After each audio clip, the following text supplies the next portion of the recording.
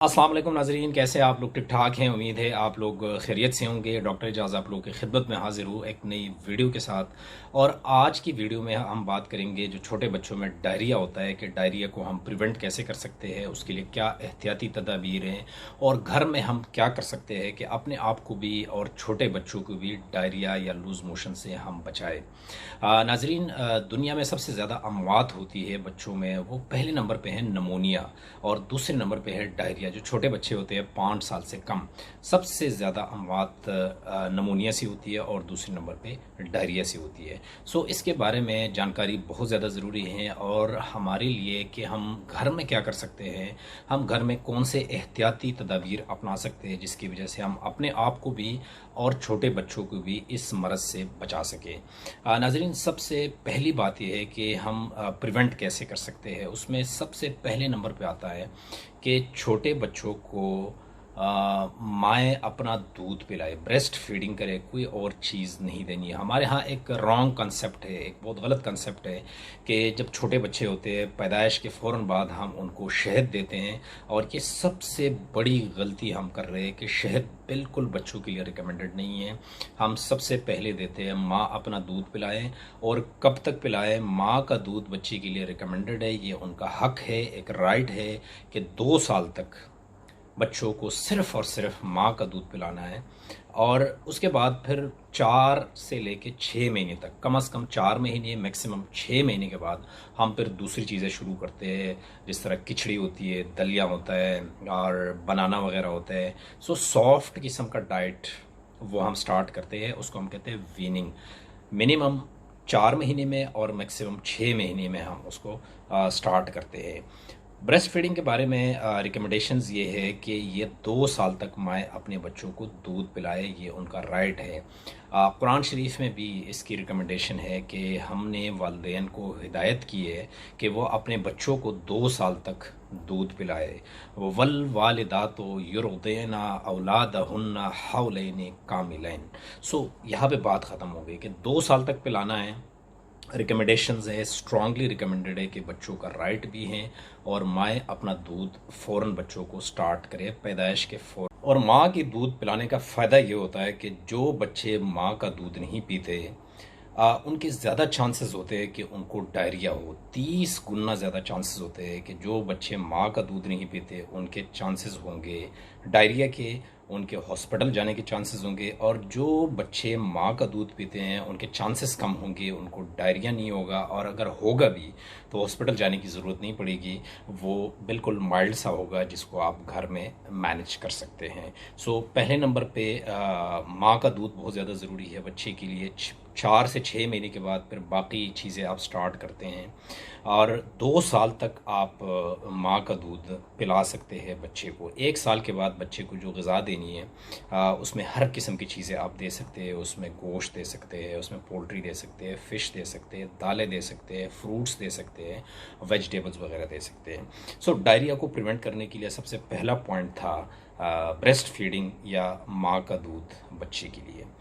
दूसरे नंबर पे बात आती है पानी की, कि जो हम पानी इस्तेमाल करते हैं वो साफ़ होना चाहिए। ठीक है, पीने के लिए पानी जो इस्तेमाल करते हैं वो साफ़ होना चाहिए। फिर जब आप खाना बनाते हैं तो खाने में जो पानी हम इस्तेमाल करते हैं वो साफ़ होना चाहिए।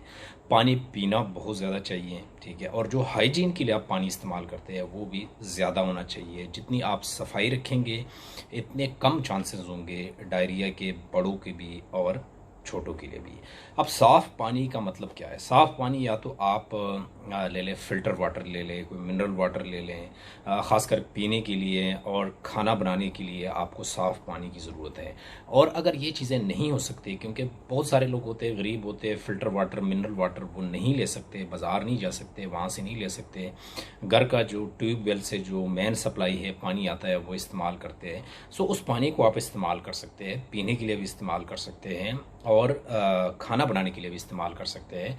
लेकिन उसके लिए शर्त ये है कि पानी को आप अच्छे तरीके से बॉयल करें, बॉयल के बाद उसको ठंडा करें, और ठंडा होने के बाद फिर आप उसको पी भी सकते हैं। ज़्यादा जरासीम जो है ना वो बॉयलिंग से मर जाते हैं, और आप फिर खाने में भी उसको इस्तेमाल कर सकते हैं। सो साफ़ पानी का होना बहुत ज़्यादा ज़रूरी है पीने के लिए, खाने के लिए और पर्सनल हाइजीन के लिए। सो ये दूसरा पॉइंट। एक और अहम पॉइंट है कि हैंड वॉशिंग, आपने हैंड वॉश करने हैं, कब हाथ धोने हैं, टॉयलेट के फ़ौरन बाद हाथ धोने हैं, खाना बनाते हैं उससे पहले हाथ आपने धोने हैं, और जब आप खाना खाते हैं सो खाना खाने से पहले दोबारा आपने हाथ धोने हैं, पानी के साथ, साबुन के साथ 20 सेकंड के लिए हाथ धोने हैं और अच्छे तरीके से धोने हैं ताकि कोई जरासीम आपके हाथ के ऊपर, आपकी उंगली के ऊपर ना रहे।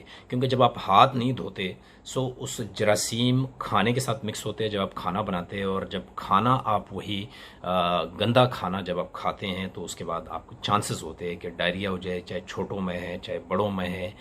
सबके लिए यही है कि हाथ साफ रखें और फिर उसके बाद खाना बनाएं ताकि डायरिया से आप अपने आप को भी और बच्चों को भी महफूज रख सकें। उसके बाद नाजरीन हम ये कर सकते हैं कि जो लेट्रीन है, हमारे टॉयलेट्स वगैरह है, उसकी ख़ास तौर पर सफाई रखें, उनके फ़र्श को धोए, कमोड को धोए, क्योंकि सबसे बड़ा सोर्स इन्फेक्शन का होता है वाशरूम।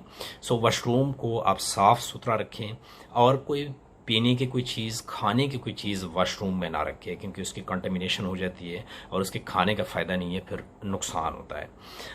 एक और चीज़ है नाजरीन, एक बीमारी है जिसको हम खसरा कहते हैं उर्दू में और अंग्रेज़ी में उसको कहते हैं मीज़ल्स।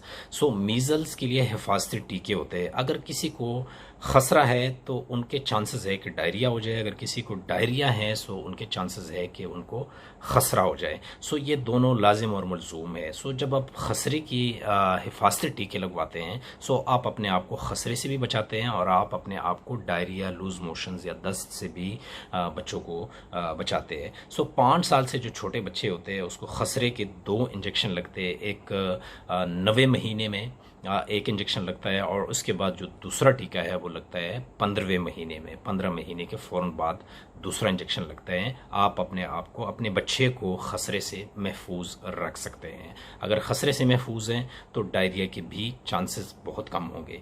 इसके अलावा नाजरीन जो डायरिया है उसके लिए भी वैक्सीन अवेलेबल है और हमारा जो शेड्यूल है हिफाजती टीकों का उसमें डायरिया के लिए भी 2 डोजेज़ हैं। एक हम देते हैं 6 हफ्ते के बाद और दूसरी डोज हम देते हैं 10 हफ्ते के बाद। उसके ड्रॉप्स होते हैं, बच्चे को पिलाते हैं और उसके बाद हम प्रिवेंट कर सकते हैं डायरिया बच्चों में।